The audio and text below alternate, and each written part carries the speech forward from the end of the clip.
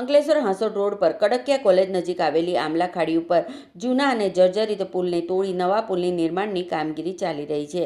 ભારે વરસાદ દરમિયાન આમલા ખાડી ઓવરટોપિંગ થવાથી શક્યતાને ધ્યાનમાં રાખી વહીવટીતંત્રએ સુરક્ષાના હેતુથી આ માર્ગ પર તમામ પ્રકારના વાહનોની અવરજવર 9 નવેમ્બર 2026 સુધી પ્રતિબંધ મૂક્યો છે.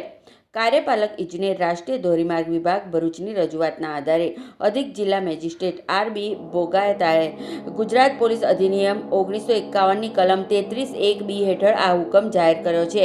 જાહેરનામા મુજબ અંકલેશ્વરથી હાંસોટ તરફ જતા વાહનોને અંકલેશ્વર આંબોલી બોઈદરા રોડ મારફતે હાંસોટ તરફ અને હાંસોટથી અંકલેશ્વર તરફ આવતા વાહનોને હાંસોટ આંબોલી બોઈદરા રોડ મારફતે અંકલેશ્વર તરફ ડાયવર્ટ કરવામાં આવશે.